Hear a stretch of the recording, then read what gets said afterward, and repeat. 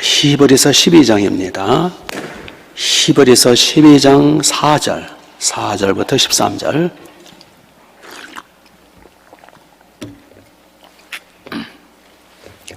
신약성경 367페이지.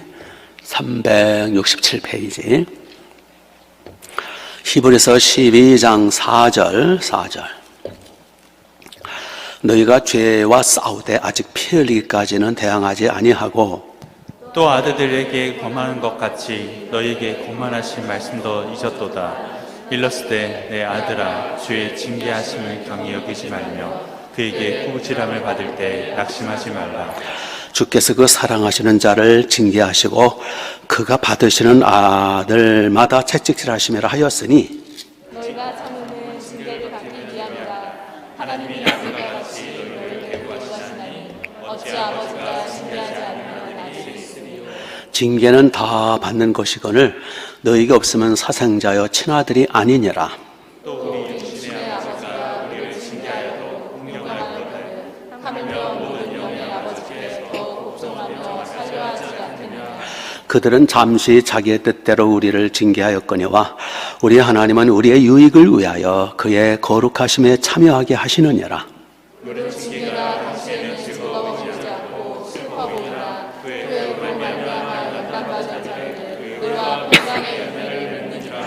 그러므로 피곤한 손과 연약한 무릎을 일으켜 세우고 너희 발을 위하여 곧은 길을 만들어 저는 다리로 하여금 어그러지지 않고 고침을 받게 하라. 아멘.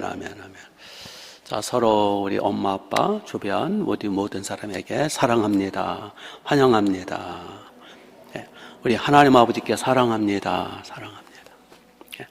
우리 저한테도 또 저도 사랑합니다. 여러분을 사랑합니다. 오늘 말씀을 따라서 하시죠. 징계하시는 하나님의 사랑. 양치기 목동이 양을 칠 때에 양을 너무너무 사랑하죠. 양이 전부죠. 늘 그래 푸른 초원으로 어떻게 하면 푸른 초원으로 인도할까? 어떻게 하면 쉴 만한 물건을 인도할까? 그런데 푸른 초원으로 가는 길은 때로는 낭떠러지기, 때로는 험한 골짜기, 함정, 또 바위 틈에는 여우와 늑대와 표범과 승냥이들이 언제 달려들지 몰라요. 매우 위험한 그러한 길이죠. 그래서 목동은 늘 노심초사 양을 돌보고 막대기와 지팡이로 양을 돌보고 양을 지켜내기에 몸부림치죠. 근데 양들이 다 똑같은 순한 양들이 아니거든요. 개 중에는 한두 놈, 두세 놈 꼭 말씀 피는 놈이 있다는 거예요. 한 놈은 너무 둔하고 밀어내가지고 맨날 게을러 터지고 느려 터지고 맨날 뒤처진다는 거예요. 이게 양무리에서 공동체에서 뒤처지면 위험하거든요. 늑대가 그거 가만두지를 않아요. 잡아먹지. 그래서 늘 둔하고 느려 터지는 양, 이 무리에서 늘 뒤처지는 양을 위해서 목자는 때로는 멈추고 막대기를 가지고 가서 양을 때린다는 거예요. 볼기를 때면서 이 둔한 양아 빨리 가라 해가지고 공동체 속에 들어놓고, 또 어떤 놈은 아주 고집이 세다는 거예요. 고집이 세고 그냥 지멋대로고 끄떡하면 들여받고 이 옆에 주인을 들여받고 반항을 하고 무리에 자꾸 이탈을 한다는 거예요. 여러분, 무리에서 이탈하면 낭떠러지 위험하고요. 무리에서 이탈하면 목자의 품을 떠났기 때문에 위험한 거예요. 늑대가 가만두질 않아요. 그래서 얼마 전에 벌써 그 아주 말썽꾸러기 그 이탈했던 늑대 한 마리 늑대한테 잡혀먹은 거예요. 그래서 목자는 이 말썽꾸러기 양을 참다 결국은 내버려두면 이탈을 해서 낭떠러지에 떨어지고 늑대 먹이가 되니까 결국은 양을 끌어다가 발모가지를 탁 부러뜨린다는 거예요. 일부러.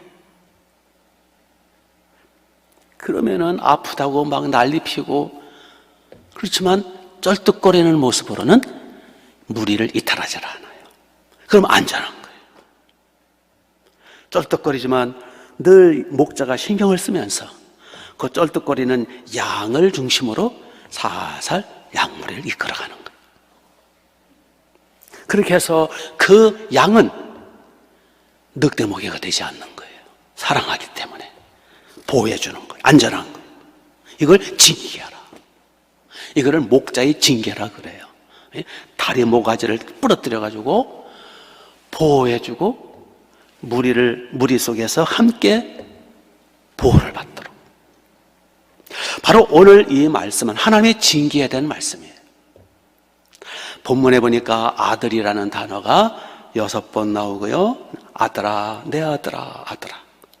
징계라는 단어가 8번 나오고 8번. 하나님 아버지는 징계하신 하나님이다. 그래서 오늘 말씀의 중심은, 핵심은 뭐냐면은 하나님 아버지께서는 사랑하시는 자식들을 다 징계하신다. 하나님의 아들, 독생자 천지를 지으신 독생자 아들 예수님의 핏값으로 구원받은, 그래서 하나님 아버지께서는 당신의 눈에도 아프지 않을 사랑하는 자녀들을 얼마나 사랑하시느냐? 징계하시면서까지 사랑하신다. 그 말씀, 오늘 말씀. 만일 하나님 아버지의 징계가 없다면 그 사람은 하나님과 어떤 관계라고요? 네? 여기 8절을 보세요. 하나님의 징계가 없다면 그 사람은 어떤 사람이에요? 8절. 징계는 다 받는 것이거늘 너희에게 없으면 사생자요 참아들이 아니다. 어떤 사람이 호호호 나는 마음대로 살아도 나는 멀쩡해. 그 사람은 뭐예요? 하나님의 아들이 아니에요.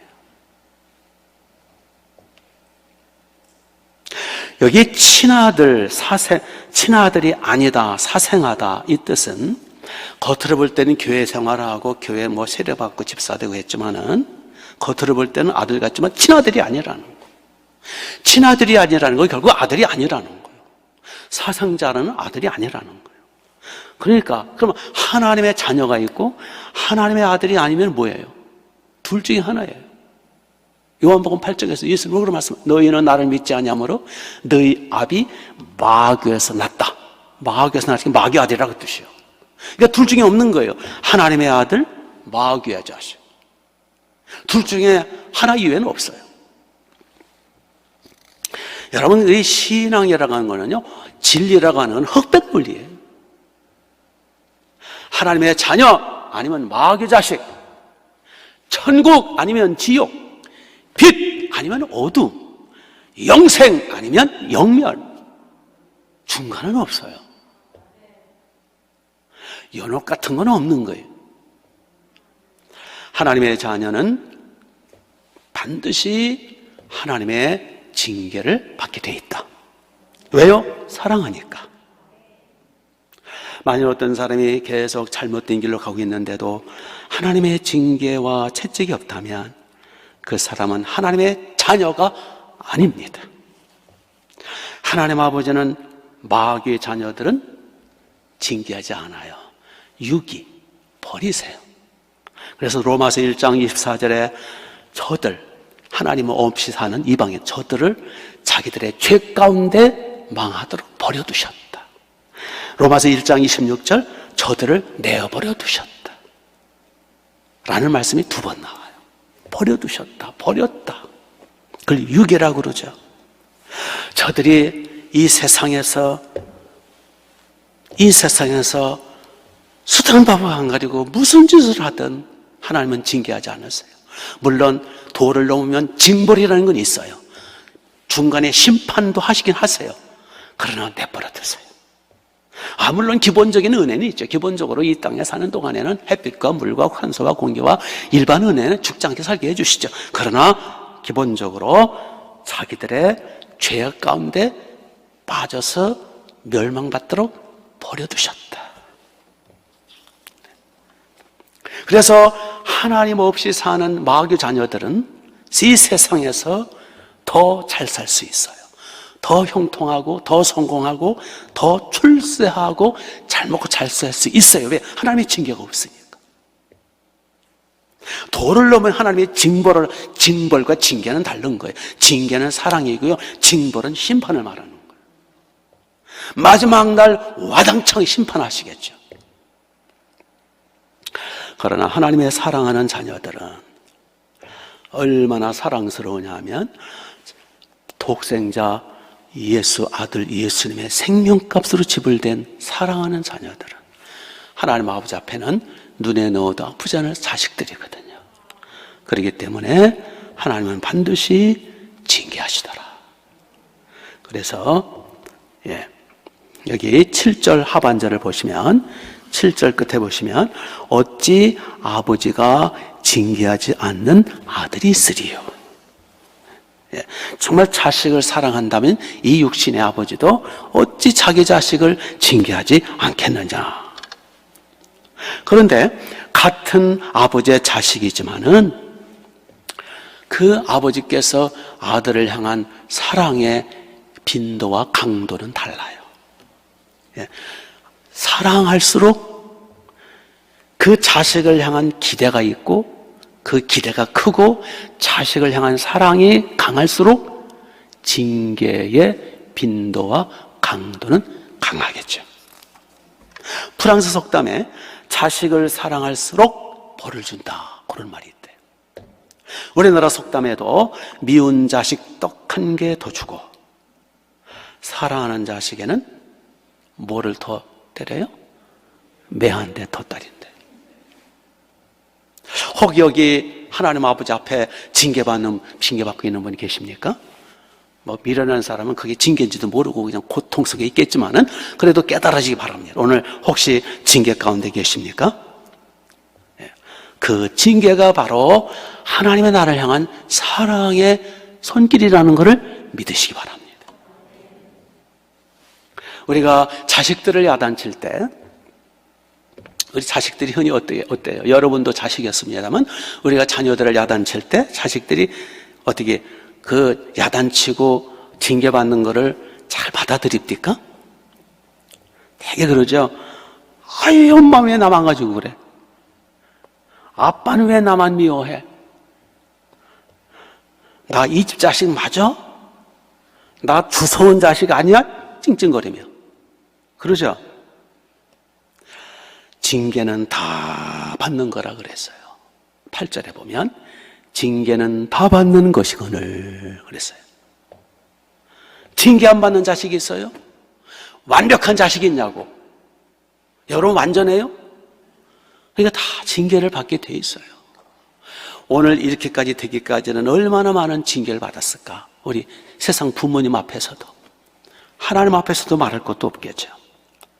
지금 하나님 아버지께 징계를 받고 힘든 분 계십니까? 그 징계의 손길은 아하, 내가 하나님의 자녀 맞구나. 아, 하나님의 나를 특별히 사랑하시나 보네.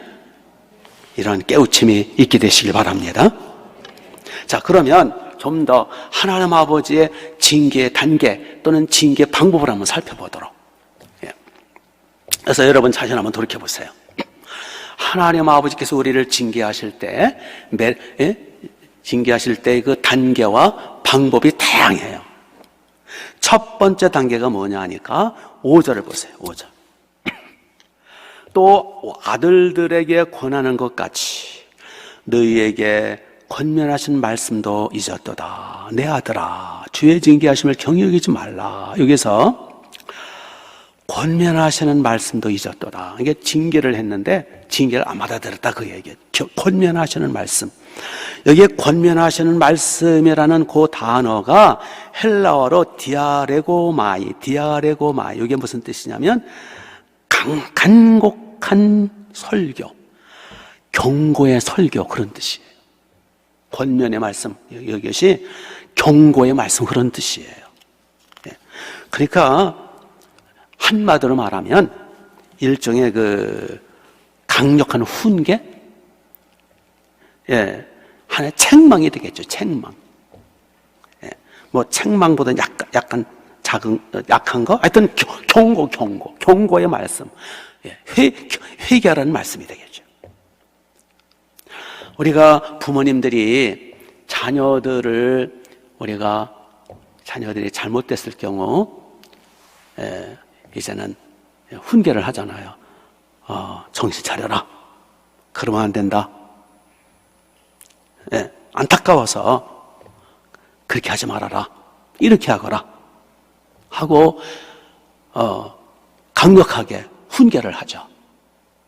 일종의 책망이죠. 일종의 강력한 경고죠. 경고. 근데 대부분의 자식은 그거를 잔소리로 알아들어요. 아이고, 엄마 또 그런다. 아이고, 또 아빠는 또 그래요. 또. 하나님도 우리에게 늘 경고의 말씀을 하세요. 우리에게 늘 하나님 아버지께서 우리에게 늘 간곡한 경고의 설교를 하세요. 하나님 아버지는 성경 말씀을 통해서, 양심을 통해서, 주의 종을 통해서 늘 경고의 말씀을 하세요. 예. 또는 아내를 통해서, 남편을 통해서, 부모님을 통하여, 자녀들을 통하여, 친구들을 통하여, 특히 우리 같은 경우는 목자들을 통하여, 어떤 때는 거꾸로 돼가지고 양이 목자한테 늘 경고를 해요. 요즘 자꾸 예배 빠지는데, 그러시면 안 되는데. 늘 오늘 영상으로 좀 예배 드렸어요? 대답이 현찮아. 그러면 안 되는데. 가장 부드러운 상태 징계예요. 이게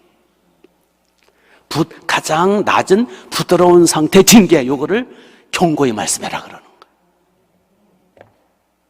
이 단계에서 알아듣고 빨리 고치고 회개하면 누이 좋고 매부 좋고, 그렇죠? 하나님 아버지 좋고 나 좋고 얼마나 좋아요.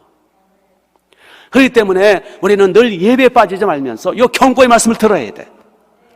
우리에게 가장 따끔하고 경고하는 말씀에 말씀하는 사람이 누구예요? 목사잖아요. 늘 설교를 통해서. 그렇죠?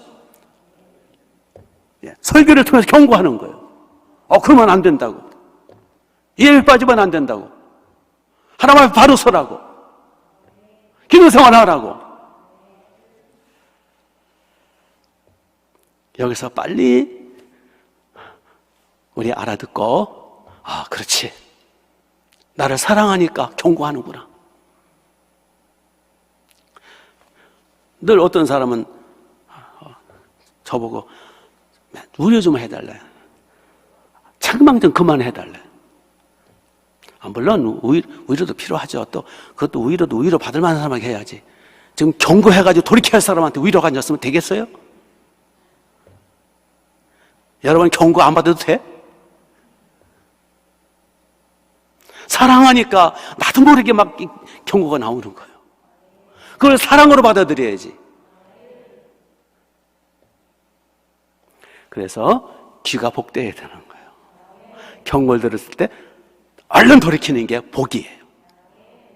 이게 첫 번째 징계예요. 첫 번째 단계. 두 번째 단계 징계가 뭐냐 하면 5절 중반절에 보시면 5절 중반절에 내 아들아 주의 징계하심을 경히 여기지 말며 그에게 뭐를 받을 때? 꾸지람을 받을 때에 낙심하지 말라. 여기 꾸지람이라는 단어가 나와요. 이게 헬라어로 엘렘코. 예. 이거는 음성을 높여 야단치는 거. 이걸 꾸지람이라고 표현했어요. 음성을 높여 야단치는 거. 책망은 책망인데 음성이 높아졌어. 예? 1차는 책망이고 경고였지만 이 두 번째 단계는 목소리가 높아진 거예요. 예. 이거는 강력한 책망이죠. 강력한 경고죠, 경고. 그러니까 부드러운 경고, 부드러운 책망의 말씀을 못 알아들으면 오래 참다가 이제는 두 번째 엘렘코, 목소리가 높아져서 꾸짖는 거, 강력한 책망, 이걸 꾸지람이라 그러는 거예요. 강도가 세졌어요. 우리가 흔히 자녀를 키울 때 그러잖아요. 그거 그렇게 하면 안 돼? 알았어? 멈춰? 더 이상 가면 안 돼? 그러다가 계속 말 안 듣고 고집 부리고 계속 그러면은 목소리가 커지죠. 멈추지 못해. 커지죠. 예, 요거를 엘람코, 꾸지람이라. 예. 이게 자녀들이요, 다 타락한 본성들이 있어가지고 웬만큼 말해가지고는 그냥 잔소리 알아듣고 들어먹지를 않아요. 그렇죠? 여러분 어릴 적에 여러분을 다 잊어먹어서 그래. 여러분의 자식을 보면 그게 여러분의 모습이야. 말들을 지키게 안 들죠? 안 듣죠? 그러면 어떻게 합니까? 목소리가 커지죠? 그렇죠? 예. 야단을 치게 되죠? 책망을 하게 되죠? 이게 2단계입니다. 이 꾸지람. 이 꾸지람을 하게 되면 이미 목소리가 높아졌기 때문에 부모 마음은 상한 상태에 있어요. 그리고 이미 꾸지람을 들을 때, 강력한 책망을 들을 때 이미 자식의 마음도 상해 있어. 예. 서로 마음이 상해. 예. 그렇지만 이 상태에서라도 돌이켜서 회개하고 아버지께로 돌아오면 용서가 되고 거기서 끝나요. 그렇죠? 예. 그래서 여러분, 우리 목소리가 높아질 때는 빨리 돌이키셔야 돼요. 하나님이 책망이 있을 때까지 있으면 안 돼요. 꾸지람이 있을 때는 빨리 돌이켜야 돼요. 빨리 회개해야 돼요. 정신 차려야 돼요. 깨다가 자다가 깨야 돼요. 모이게 힘써야 돼요. 예배 생활에 힘써야 돼요. 그렇지 않으면 세 번째 단계 들어갑니다. 세 번째 단계는 무서운 단계예요. 예. 세 번째 단계가 뭔지 아세요? 6절을 보세요. 6절. 주께서 그 사랑하시는 자를 징계하시고 그가 받아들이는 아들들마다 뭐한다? 채찍이 등장해요. 채찍. 채찍 아시죠? 채찍. 이스라엘 문화는 채찍 문화래요. 우리나라는 무슨 문화죠? 회초리 문화예요. 우리나라 회초리. 이스라엘은 채찍이에요. 가죽으로 된 채찍으로. 예. 몽둥이, 회초리, 채찍이 기다리고 있어요. 이거는 무섭잖아. 이거 매 맞는 거예요. 매. 우리 매 맞으면 안 좋잖아요. 그렇죠? 예, 고통을 주는 거예요. 고통을 줘가지고 돌이키는 거. 강제성이죠. 강제성. 이건 고통스러운 거예요. 이 지경이 되면 안 돼요. 근데 이 채찍에도 이 맴매, 이 강제적인 고통을 줘서 돌이키게 하는 이 채찍, 이 회초리에도 예, 종류가 많아요. 하나님이 우리에게 징계를 하실 때 이 세 번째 단계 강제로 고통을 줘가지고 채찍을 때려서 회초리를 때려서 우리를 돌이키시는 이 고통을 주는 단계, 그런 예가 어떤 게 있을까요? 예? 그런 방법들이 어떤 게 있을까요? 하나님이 쓰시는 채찍 방법. 우선 물질의 고통을 줘요. 물질을 걷어가 버리세요. 물론 물질의 고통이라고 해서 물질을 걷어가시면 다 그게 채찍이냐? 징계냐? 징계일 가능성이 많지만 또 아닐 수도 있어요. 그거는 이제 예를 들어서 더 큰 물질을 주시기 위한 준비 작업일 수도 있고 여러 가지 다른 방법도 있어요. 그러나 제가 보기에는 대부분이 이 물질의 고통은 징계입니다. 근데 우리는 어리석어서 그게 하나님의 징계인지도 몰라요. 그냥 너 때문이야, 저놈 때문이야, 뭐 때문이야 자꾸 핑계를 대요. 그러나 이어야를 불문하고 하나님의 손길이라는 거예요. 그래서 혹시 징계는 아닐까? 지금 물질의 고통을 당하는 분 계십니까? 그게 혹시 하나님 나를 향한 경고의 징계는 아닐까? 회개하시라는 거예요. 자신을 돌아보고. 그래서 이 물질적인 고통, 이게 하나님의 징계의 방법이고, 또 하나 마음의 고통. 마음은 조금 이따 하고, 인간관계의 고통. 계속 나를 괴롭히는 놈이 있어. 계속 나를 갈구고, 나를 공격하고, 내게 자꾸 손해를 끼치는 이런 인간관계, 어떤 사람을 통해 나를 괴롭혀. 남편이 나를 괴롭혀. 아내가 나를 괴롭혀. 자식이 속을 새겨. 형제가 속을 새겨. 이웃집이 속을 새겨. 인간관계 고통. 이게 징계일 수 있어요. 깨닫기 바랍니다. 또한 마음의 고통이 있어요. 하나님의 마음의 고통을 줘가지고 돌이키는. 마음의 고통 중에 가장 고통스러운 게 뭘까요? 사랑하는 사람들의 배신. 이 마음의 고통. 가장 고통스러운 게 뭘까요? 마음이 가장 고통스러운 거, 가슴에 묻는 게 뭐예요? 사랑하는 사람의 생명을 취해가세요, 하나님. 그 고린도전서 그 14장에 나오죠? 거기 하나님의 교회에서 쓴뿌리 역할을 함으로 하나님이 많은 생명을 불러가셨다고. 사랑하는 사람, 내가 아끼고 의지하고 사랑하는 사람을 불러가셔.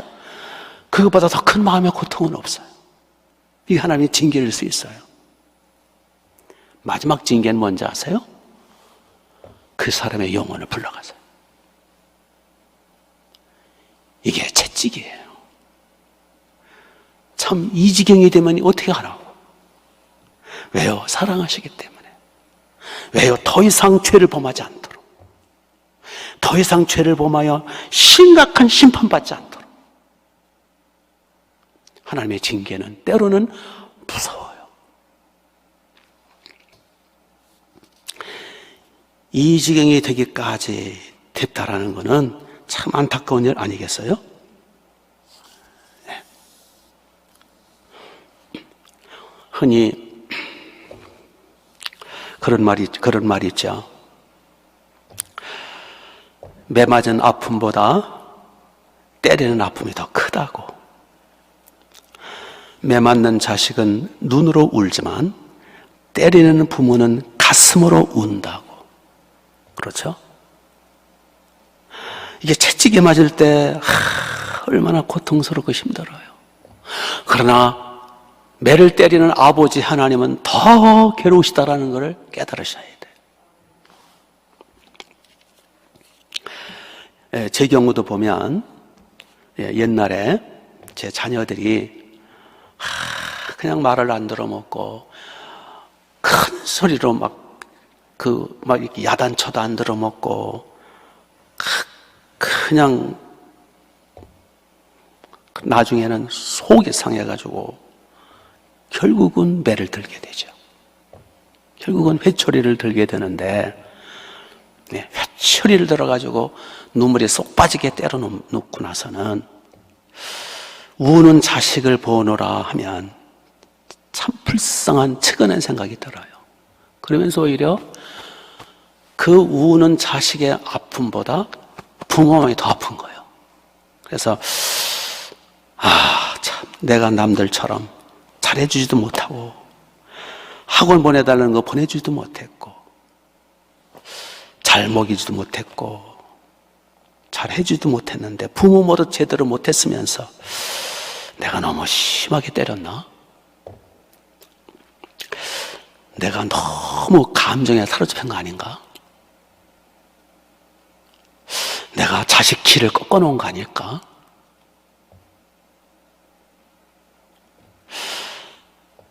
마음에 상처를 받았으면 어떻게 하지?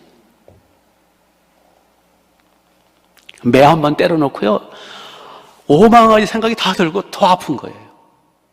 예. 그리고 오히려 하나님 앞에 회개하죠. 제가 혹시 잘못한 거 있으면 용서해달라고. 그게 부모 아니겠어요?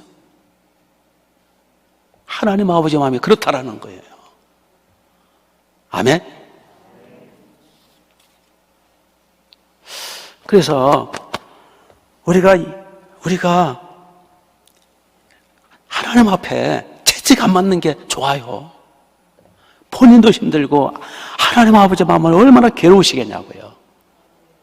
자기 아들까지 아끼지 않고 내어주신 하나님이 모든 걸 다 주시길 원하시는데 오죽하면 매를 주시겠어요.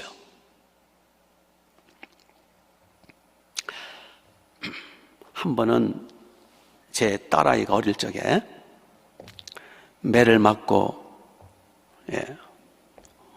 울음 끝에 이제 골이 풀렸어요.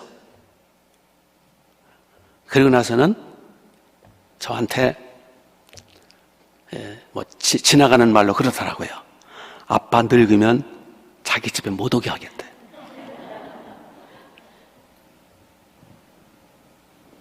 어린애가 지나가는 말로 했지만 그게 마음에 와 닿더라고요. 안 잊어먹더라고요. 그래서 주여 잊어먹게 하소서.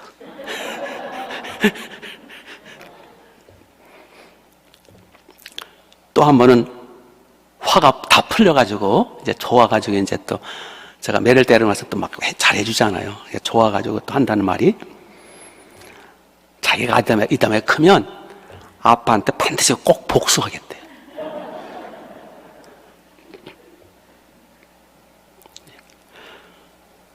때리는 부모 마음이 더 아프다라는 거. 우리 하나님 아버지 얼마나 좋으신 분인데 정말 매 때리는 거 싫어하시는 아버지세요. 시편 103편에 보면 이런 말씀했어요.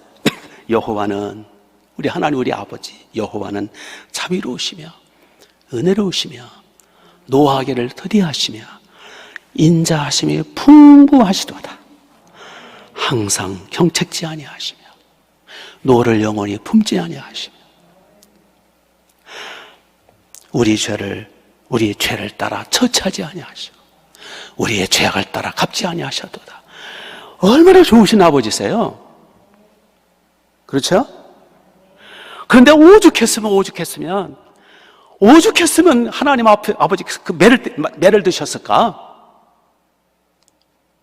자기 아픈 것만 생각하지 말고 철없는 자식처럼 아버지 마음을 좀 헤아려 보자고요. 믿습니까? 하나님 앞에 엎드려서 그 좋으신 아버지 오죽했으면 이렇게까지 하실 수밖에 없었나요? 이 못된 죄인을 용서해 주세요. 이렇게 나와야 되는 거 아니요?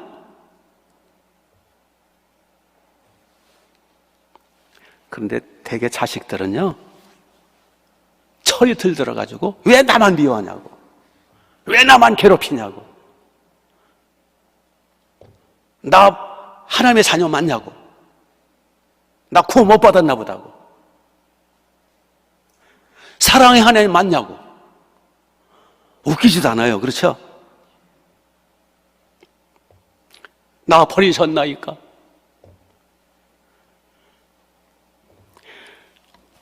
우리 철이 좀 들어야 돼요. 그렇죠? 우리는 옛날에 그 마귀 자녀의 속성이 아직도 남아가지고 부패한 속성, 미련한 속성이 남아가지고 아주 고질병이 돼가 이거 잘 못 고쳐요. 그래서 우리는 날마다 하나님 앞에 깨우쳐달라고 기도하셔야 돼요. 철학자 파스칼이 이런 말을 했어요. 당신은 하나님을 향해서 당신을 섬기라고 내게 건강을 주셨지만 저는 세상을 위하여 다 써버리고 말았습니다. 이제 당신은 저를 일깨워 주시려고 제게 병을 주셨나이다. 이를 깊이 생각하며 참회의 기도를 올립니다. 이게 징계받아 지금 파스칼이 병상에 누워 있었나 봐요. 그래서 이 채찍에 맞고서는 제 잘못입니다. 참회의 기도를 올립니다. 참 파스칼은 머리가 좋은 사람. 우리 복된 자식들이 되시길 바랍니다. 하나님 앞에 징계를 받았을 때에 이게 하나님의 자녀라는 증거로구나. 하나님이 나를 버리지 않으셨다라는 증거로구나. 하나님이 특별히 나를 유독 사랑하신다라는 증거로구나. 이거 깨닫고 오히려 감격으로 하나님 앞에 영광 돌려야 되지 않겠어요? 네. 영국의 그 시인 밀턴이 이제 40살에 실명을 했대요. 눈이 멀어가지고. 거기다가 실명한 데다가 사랑하는 아내마저 세상을 뜨고 너무 비참한 가운데 있었대요. 예. 그럴 때 그는 이렇게 기도했다고 그래요. 오 주님, 이런 고통을 통하여 제 영혼이 겸손해짐은 저를 창조하신 하나님을 바로 섬기게 함이니이다. 이제 이 고난이 제게 필요했다라는 사실을 깨달았습니다. 예. 참 이게 우인들은 달라요. 뭔가 우리도 징계를 받았을 때에 낙심하지 말고 깨닫는 은혜가 있으시기 바랍니다. 그래서 여기 이제 5절을 보시면 5절 이제 중반절 이하를 보시면 내 아들아 주의 징계하심을 경히 여기지 말며 그의 꾸지를 받을 때 뭐 하지 말라? 낙심하지 말라. 우리는 징계받을 때 낙심하고 좌절하고 막 난리 피거든요. 또 9절에 보시면 또 우리의 육신의 아버지가 우리를 징계하여도 공경하였거든 하물며 모든 영의 아버지께 더욱 징계받았을 때 뭐 하라고요? 복종하며 살려하지 않겠느냐. 하나님 아버지 우리를 징계하시는 건 10절 그들은 잠시 자기 뜻대로 우리를 징계하였거늘 육신 아버지 오직 하나님은 우리의 뭐를 위하여? 유익을 위하여 우리가 잘 되도록 그의 거룩하심에 참여하게 하시느냐라. 예. 그렇기 때문에 징계를 받았을 때 낙심하거나 원망하거나 두려워하지 말고 오히려 바로 서도록 하는 하나님의 사랑의 손길을 깨닫고 나를 하나님의 거룩하심에 참여하도록 하시는 하나님의 사랑의 손길을 깨닫고 오히려 하나님 앞에 감사를 드려라. 아멘.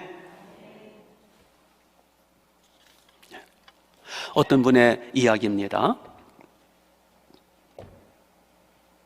어린 시절 자기가 이제 제 친구 이야기예요. 제 동네 친구인데 한 번은 자기 엄마가 자기 회초리를 들고 막 때리더라는 거예요. 사정없이.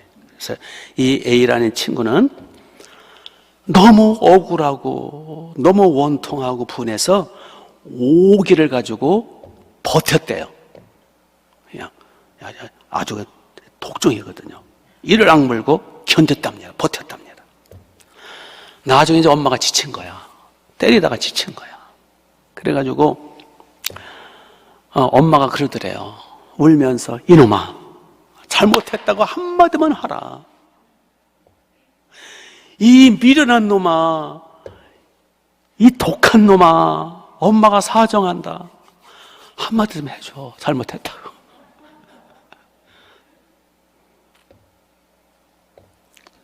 이 엄마의 마음이 우리 아버지 하나님 마음이에요.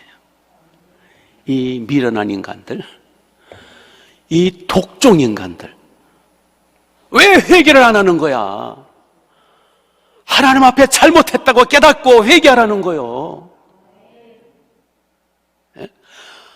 중심으로 자복하고 회개하면 하나님이 용서하시고 매를 멈춘다는 거요. 하나님이 사정을 하시네 아주 그냥. 그래서 우리가 징계를 받았을 때에 빨리 자신을 돌아보고 빨리 하나님 앞에 회개하고 아버지 예수님의 피로 용서해 주세요. 제가 잘못했습니다. 제가 잘못 살았습니다. 제가 돌이키겠습니다. 저 예배생활 똑바로 하겠습니다. 기도 생활 똑바로 하겠습니다. 11조 똑바로 드리겠습니다. 좀 돌이키면 되잖아요.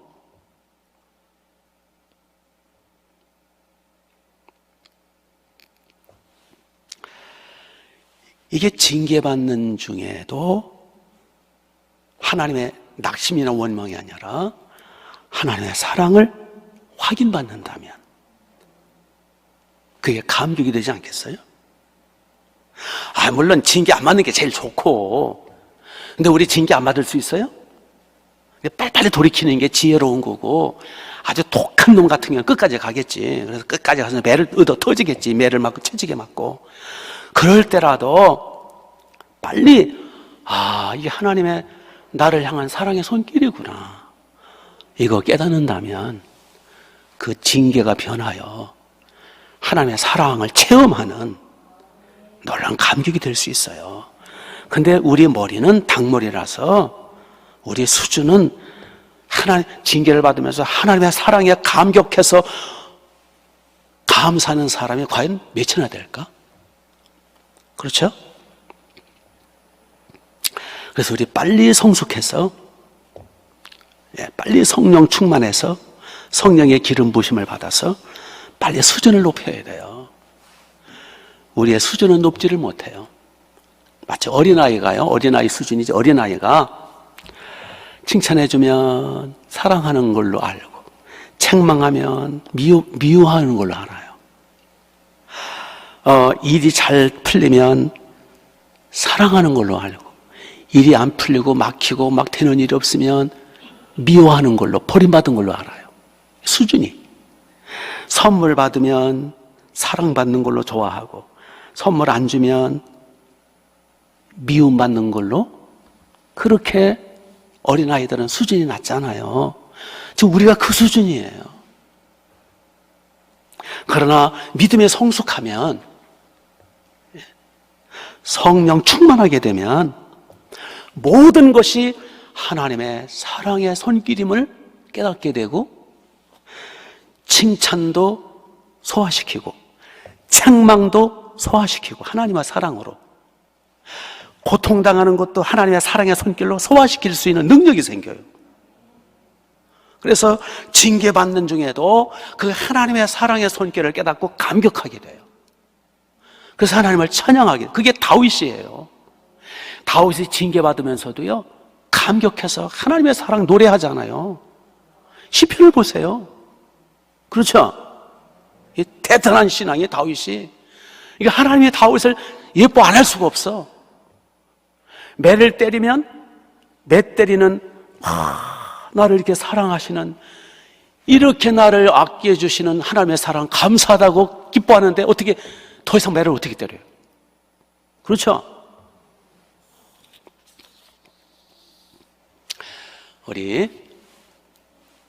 우리는 징계 안 받을 수가 없어요.